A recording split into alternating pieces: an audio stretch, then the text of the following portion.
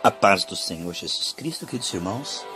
Hoje não foi possível ir na casa do Paulo e da Adriana, e eu quero continuar o estudo que nós teríamos nesta noite.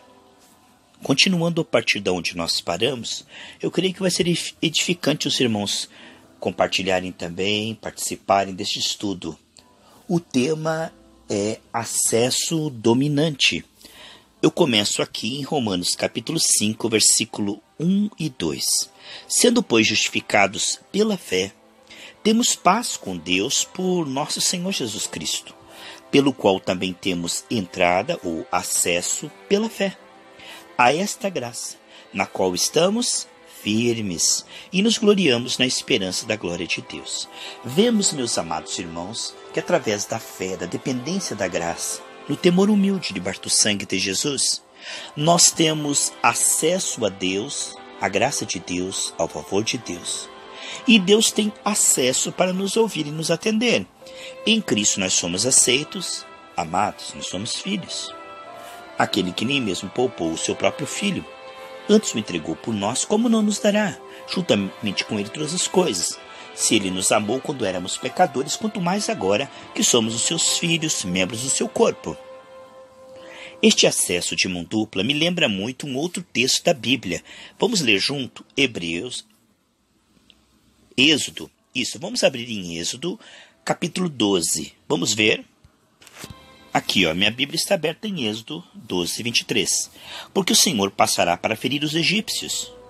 Porém, quando vir o sangue na verga da porta e em ambas as ombreiras, o Senhor passará aquela porta e não deixará o destruidor entrar em vossas casas para o ferir. Você está vendo? Desde a queda, o homem se tornou inacessível a Deus e acessível aos demônios, ao destruidor. Então, o inimigo, ele estava agindo pelo pecado do Egito. Pela teimosia de Faraó, vieram essas pragas. E agora, esta última praga, havia um livramento, um escape. Aquele que colocasse na verga da porta o sangue do Senhor.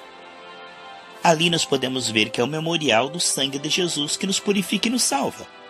Você sabe que na antiga aliança ninguém foi salvo pela obediência da lei, porque todos falham, todos pecaram. O único que obedeceu e não pecou foi o Senhor Jesus Cristo. É o único intermediário entre nós e Deus, o justo que nos justifica.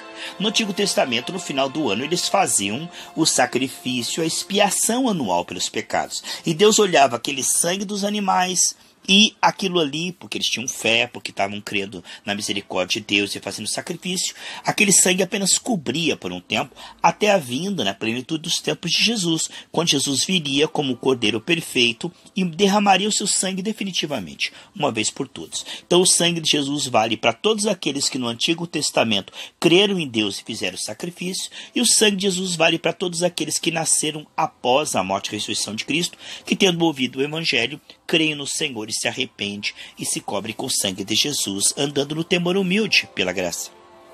Ali como nós vemos em Romanos 5 e 2, que Deus tem acesso a nós e nós temos acesso a Ele pela fé. Veja que coisa maravilhosa. Aqui o anjo destruidor estava vindo nas casas, mas aquelas que tivessem o sangue, o Senhor passaria, vendo o sangue, passaria aquela porta e livraria aquela casa do anjo destruidor. Então aqui nós vemos uma coisa tremenda. Deus entraria e não deixaria o destruidor entrar. O mundo que jaz o maligno, o diabo está aí, matando, roubando e destruindo. Mas aqueles que se escondem no esconderijo do Altíssimo, que estão debaixo do sangue de Jesus, o diabo não toca. A esses, Deus agora tem acesso. Porque foi preciso Jesus derramar o sangue para que o Espírito Santo entrasse no homem.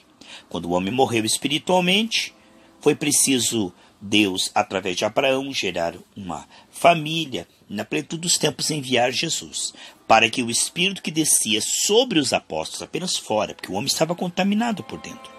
Quando Jesus morreu e derramou seu sangue, ele disse, olha, esse Espírito que está com vocês estará em vocês. Essa é a dispensação. Colossenses 27 diz que é um mistério. Cristo em nós, esperança da glória.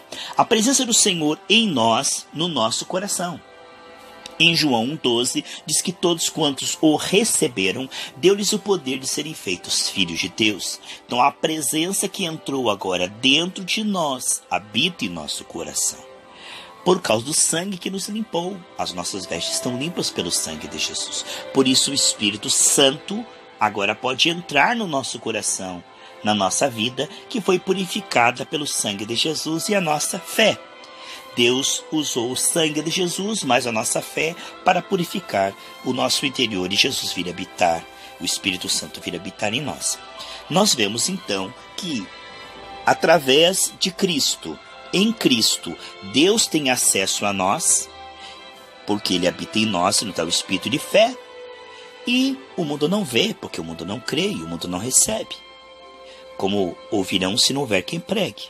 Agora, aqueles que ouviram o Evangelho e o Senhor veio habitar neles, o Senhor tem acesso a eles através da fé. Nós vimos ali Romanos 5:2. E nós temos acesso a Deus através da fé. Em Cristo Deus nos atende, nos ouve, nos perdoa, nos salva. Mas a graça não para aí. É maravilhoso. Nosso relacionamento com o Senhor e o seu relacionamento conosco. Mas o Senhor diz que aquele que receber Jesus, rios fluirão do seu ventre. Lá em João 7:38. Esses rios é o Espírito Santo agindo através de nós. Então o Senhor faz uma obra em nós, vem habitar em nós, mas Ele não para aí. Ele flui através das nossas palavras, imposição de mãos, pregação do Evangelho e confirma e flui junto com a nossa voz e opera nas circunstâncias. Muitas pessoas não creem que Jesus na cruz do Calvário fez uma obra maior do que a obra de Adão. Adão, através de sua desobediência, nos colocou debaixo de maldição. Ele diz, por causa da tua desobediência, Adão, a terra vai produzir pouco, vai ter espinhos e cardos. Antes havia abundância, agora tem escassez. Adão ficou angustiado, seus filhos começaram a brigar. Veja a escassez, a angústia. Depois ele diz, olha, porque vocês pecaram, agora vocês vão envelhecer e vão morrer. Aí nós temos a morte, nós temos as doenças. Tudo isso vieram por causa da queda. Efeito da desobediência de Adão. Não faz parte da criação original de Deus. Faz parte da desobediência de Adão. Mas Jesus vem na plenitude dos tempos, morre na cruz do Calvário e faz uma obra maior que Adão. Romanos 5,17 diz que a obra de Cristo foi maior que a de Adão. E em Hebreus diz que nós temos superiores alianças. Uma superior promessa também. O que vemos é que se Adão nos colocou debaixo da escassez, da angústia, da doença e morte, Jesus na cruz desfez as obras do diabo, os efeitos da queda, e nos deu uma vida abundante, que afeta essas 4 áreas também. Ele diz, buscai, pois, o reino de Deus e a sua justiça, e todas as coisas serão acrescentadas. Aonde há escassez, o Senhor diz em 2 Coríntios 9:8, que Ele nos dará sempre em tudo de forma transbordante para a generosidade. Então Ele não apenas nos prospera, mas nos dá um coração generoso, para não amar o dinheiro, não ser avarento, mas usar isso para as boas obras e ser rico para com Deus. Não guarde tesouros na terra, mas nos céus tudo tem galardão, até um copo de água fria vai ter galardão eterno. Então, ao invés de escassez, Jesus nos dá a provisão, que é a abundância. Ao invés da angústia, Deus nos dá a paz, a alegria. O reino de Deus é paz, amor, alegria. Em João 16:22, ele diz, eu vou te dar uma alegria, uma paz que ninguém poderá tirar. Ao invés da doença que ele levou às nossas enfermidades, ele nos dá saúde no corpo e na alma, uma vida longa no templo do Espírito Santo, que é o nosso corpo. E ao invés da morte, ele nos dá a vida eterna, que começa aqui e será eterna com ele, no paraíso, no céu e no novo céu e nova terra. Vemos então que a obra de Cristo, ela é toda abrangente. Ela salva a nossa alma do inferno, ela nos salva da escassez, da angústia, das doenças. Muitas pessoas não creem que a obra de Cristo é superior à obra de Adão e que Jesus na cruz levou todos os efeitos da queda. Eles acham que isso não aconteceu. E para eles não aconteceu, mas para nós que cremos, aconteceu. Para a igreja primitiva, aconteceu. Podemos ver isto, mas cada um com a sua fé. Nós somos daqueles que creem que Jesus realmente nos deu uma plena e poderosa salvação que abrangeu, incluiu todas as áreas e nos redimiu. Nós somos daqueles que creem e contra a fé não há lei. É muito importante compreendermos que a obra de Cristo na cruz do Calvário ela foi plena e completa e não é só lá no céu. Jesus cura enfermos aqui na terra. Ele mesmo enviou seus primeiros discípulos para curar enfermos e ele mesmo disse que essa promessa é para todos aqueles que o Senhor chamar. Vemos então aqui em Efésios 3,10 que diz assim: para que agora pela igreja, ou seja, através da igreja, a multiforme sabedoria de Deus seja conhecida dos principados e potestades nos céus. Então há demônios que agem, né? Tem o primeiro céu, que é esse céu atmosférico, aí que você vê nuvens, estrelas, planetas. O segundo céu, que são demônios que tentam impedir as orações que ficam, o príncipe da potestade do ar, né? Tentando influenciar, jogar dados inflamados nas pessoas e tentando impedir as orações dos santos. Lembre-se que Daniel falou: olha, eu tive uma batalha espiritual aí, desde o primeiro dia que você orou, eu vim, mas houve uma batalha espiritual aí no segundo céu. E o terceiro céu, onde nós estamos assentados com o Senhor, Efésios 2,6, e somos realmente reis e sacerdote. Vemos então que nós somos cidadãos do terceiro céu. Nós somos aqueles que têm autoridade sobre o segundo céu, sobre os demônios. E comunicar principados e potestades é o que Deus faz através da nossa fé. Então, em Cristo, nós temos acesso a Deus e Deus tem acesso a nós. E no Espírito, Deus tem acesso às circunstâncias e nós temos acesso às circunstâncias no nome dele, para a glória dele, em comunhão com ele. Isso é acesso dominante. Ou seja, Deus nos deu domínio sobre todos os efeitos da queda. Em Lucas 10, 19 e 20, diz: eis aí que vos dou domínio, te dou poder sobre, autoridade sobre toda a força do diabo, toda a obra do diabo, que é matar, roubar e destruir. Este acesso dominante nem sempre ele é evidente. Às vezes parece que não funciona. Você unge com óleo, você expulsa a doença e parece que a doença fica. Você profetiza a prosperidade e parece que não muda. É como uma semente. Na estação própria ele dá fruto. O que semeia é mas quem dá o crescimento é Deus. O que você não deve é descrer e não mudar a sua confissão. Mantenha firme a sua confissão. Continua semeando no Espírito, como diz Gálatas 6,9. As tuas palavras são semente e Deus é que faz germinar. Então, esse acesso dominante ele é uma realidade espiritual, mas nem sempre ele é evidente. Quando Moisés foi enviado para libertar o povo de Israel, parecia que ele não era libertador coisa nenhuma. Porque no início o faraó endureceu e falou que eles tinham que fazer agora tantos tijolos e não ia dar. Agora, junto com o barro não ia dar. O povo vai ter que buscar agora a palha. Então parece que piorou no início. Mas Deus deu acesso dominante para Moisés. Tanto que diz: você vai como senhor da situação, Moisés. Porque quem iria mandar ali seria Deus, através da vida de Moisés. Moisés estava debaixo da autoridade de Deus. Moisés tinha autoridade. E o acesso dominante significa que o que Moisés falasse é o que ia decidir, não o que o faraó quisesse. Quem ia decidir não era faraó, não era ninguém, era Deus através de Moisés. Então Deus estava governando através de Moisés e Moisés estava governando no nome do Senhor como representante, como embaixador celestial. Assim, o acesso dominante significa que nem sempre você vai exercer a tua autoridade. Isso vai acontecer no mesmo instante. Lembre-se, quando Jesus falou com a figueira, não aconteceu nada no mesmo instante. No mesmo instante, tudo ficou igual. Parece que não funcionou. Mas no outro dia, quando eles voltaram, eles disseram: olha, Jesus, a figueira que o Senhor amaldiçoou secou desde as raízes. Ou seja, primeiro ali onde estava dando nutrição aquela planta, na parte que não aparecia, debaixo da terra, escondido. Então, primeiro foi atacado a fonte de nutrição. Então, primeiro nós vencemos no reino espiritual, amarramos o valente, oramos, declaramos, e aquilo ali os anjos vão trabalhando e logo aparece no visível, nessa ação própria. Algumas coisas são imediatas, instantâneas, algumas coisas são um processo. O importante é você crer que você tem o domínio, porque Deus devolveu o domínio para a igreja. Ele diz: eis aí que vos dei poder.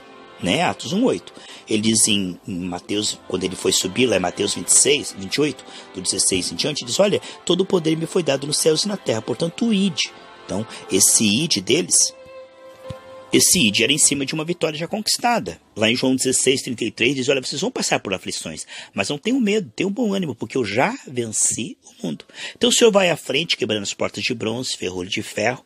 Ele entrou além do véu, ele está lá, apresentou o sangue dele para pagamento. E agora Deus está conosco em Cristo, nos ajudando a semear no Espírito e colher na estação própria.